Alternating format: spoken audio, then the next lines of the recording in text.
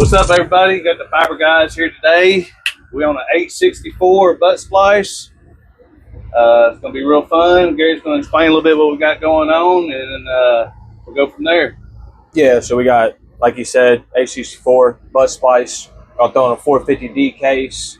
These are pretty self-explanatory on how to set up, but whenever we get to the part on setting the backside of this case up, we'll bring y'all over here and show y'all how to connect the cables. But other than that, we got our storage tray. We'll wrap up in here and then bring it around on top to the splicing trays.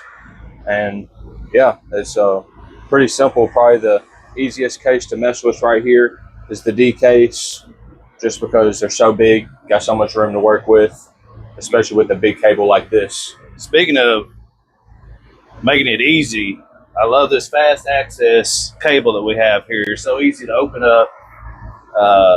No strings or nothing. I don't know if any of y'all ever worked with the Corning fast access, but it's awesome. They've seen it on a previous video with the 72, but the A64 is the same thing. It just has a strength member running down the side of it, but it still has those little ridges. All you do is, especially with the dead end, you just take the end and just split it apart, and it just runs all the way down. Yeah, and we'll show a little bit on us opening it up. I'm not going to spend too much time on that. Everybody has their own way of opening cables, but this fast access stuff, I love it. Yeah. Especially after dealing with double buffer tubes, gel, strings, armored cable. I love this right now. Yeah, this is the way to go. All right, as you can see, there's a ridge right here. That's the easy access opening on both sides. So there's one on each side. Dead end, I just take my knife and cut it.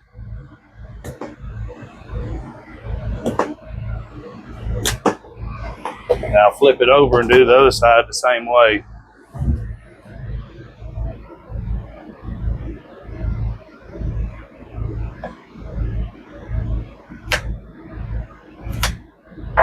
Once you get that done, then you can just grab it.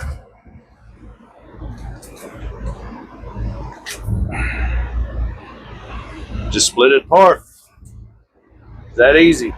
All right, y'all, got this case cable all opened up. I'm gonna show y'all how to put together this back side over here. Well, here's the little guts that come with the case.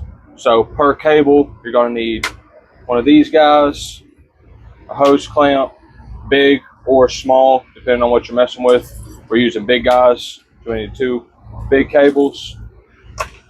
And sometimes these will come already made up, but with this baggie, they're not. So if they're not made up, all you got to do is find this little backside. It'll push in right there, and that's ready to go. And I already have them inserted here in the bottom, but all you have to do is just push it in, and it'll pop in place. I don't want to pop it in place because then I got to get a screwdriver and bust it all out. But we got that put together. We already have plenty of these. If you don't, keep the spares just in case. But I'm going to go ahead and start putting this stuff together. That one. Go ahead and open up these hose clamps.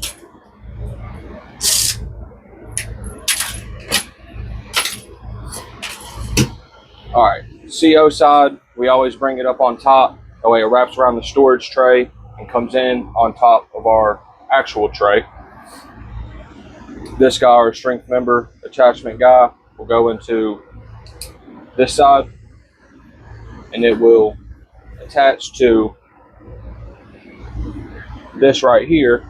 And on the back side, come over here real quick.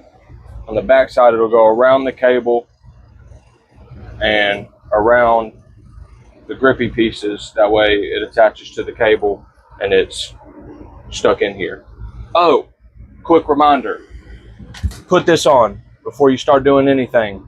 Trust me, if you don't do it, it'll only take you one time and you won't ever forget. I promise. You'll have to take apart your whole damn case and redo it. Yeah, it's a pain in the ass, especially if you got everything spliced in already. Man, it's a lot of fun. So what I'll do is I'll go ahead and line this up to the edge of the cable. I'll go ahead and bring it out. tape that guy up, that way it ain't going nowhere. If you have a strength member, go ahead and bring it back, but for this 864, all it is a little foam piece, so it's not really much of a strength member, so we don't really worry about attaching it to that. That's why I just bring it to the edge of the cable. Yeah, so what he did is he set his cable in there and got it where he wanted it, and then taped the strength member attachment on. Now I'll bring the hose clamp on to get all awkward.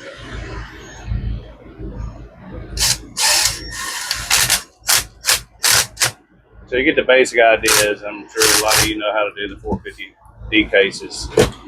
So we'll show you once we get it prepped up when we're done. That was just a basic intro of a few tips on setting it up, getting it all ready. See how he's lining that up. Well, These are at an angle, so it's not just flat on there. We just tape it in place. Put the hose clamp on, and then she ain't going nowhere. All right, y'all, got this case put together. We put the gel pack on the backside. Went ahead and attached the backside of this dome on there with these little guys. And a little trick on these, whenever you take it apart, there's that impact at right here. Whenever you take it apart, it folds back like this on the backside of it, so it locks it in place as it being over the top. So whenever you first get the case, this and this is already put together. So whenever you take it apart, loosen it up, and then go ahead and tighten it back together where it's out of the way. On all four of these, there's 4 of them that go around the case. That way, whenever you slip it on or push this backside of the dome on there, they're out of your way, and all you got to do is barely loosen them, move it over, and tighten it back down, and they're all set in place. We went ahead and got them in. We also like to Yes, tape this down and zip tie it. Just keeps it out of the way altogether. Looks a lot neater. that way it doesn't accidentally unravel and loosen up on you. So we got our big buffer tubes in here. These square buffer tubes, I've seen some people on Facebook asking how the hell do they get them open. Well, our handy little tool right here, this little seam ripper. So on the dead end, all you got to do is come in on the back side of it, and it'll just slide right through. And then you got a little string inside of there that just pulls right on. But if you have a ring cut, you can find which side. So the ribbons like this, make sure they're straight up. And once you find whichever side that's on, you can just barely go in, give it a little room. That way that seam ripper goes in between the ribbons rather than on the top of them. And then there's your little string. You can take it and open the cable up. So that's our little trick on this, rather than trying to get your knife in and break some fibers in there or whatever. But yeah, we're gonna go ahead and get 3 of these trays prepped. We're gonna put 2 of these square buffer tubes in each tray, so that'll be a 288 per tray, and show y'all what it looks like whenever we get there. All right, everybody, on this 864. Yeah, we all done. We're Got done. it wrapped up. Started about 9. Of course, I had to put new electrodes, recalibrate the machine. So, that takes about 45 minutes or so. And it is now 12:48. 12:48. So just say 9 to 1 o'clock. Knocked it out. Wasn't in no rush or anything. It's just how we work. Gary's going to show you the little magic flip here when you're doing ribbons. It does make a difference, make it look a lot nicer, cleaner. Yeah. So first things first is you want to make sure that on your case, this only works with ribbons basically. On your case, you want all your ribbons facing one way. And then whenever we'll burn 12 at a time, then we'll lay them in a chip to do the magic flip. So you'll line them up, all going the same way. And I did that coming around. Then you lay your fibers that are already burned together right here. and then you put them in with that same pattern going up. So I have them coming up aqua right here. I made sure they were straight, and it's aqua up in the chip. And literally all you do is take one full turn, and then you pop the chip in, and it literally just folds right over. Instead of sitting here toying with the ribbons for, you know, a minute a piece, you just take it in this bottom piece. It literally just flips right over. Saw this on the internet, and man, does it work a charm. So Yeah, it looks nice and clean. it just wraps right across, and then it twists right here, and that way they roll in. Close that up. Y'all see we got that tray done same way. This tray done as well. Went ahead and labeled them on our CO side and our field side. Let them know what was in the bottom chip and the top chip of each tray. Now I'm gonna label this top one as well. And then there's our little storage basket right there. I'm coming in, wrapping up to the tray. So we're gonna label this guy, throw the case on, hang it, and get out of here.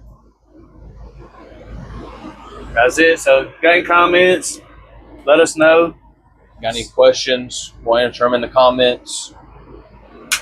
And like we said last time, we're just here to try and help out a little bit.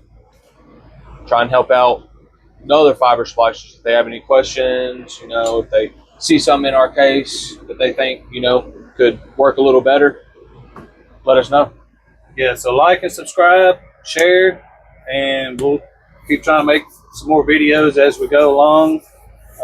Work permitted. Thank you. Deuces.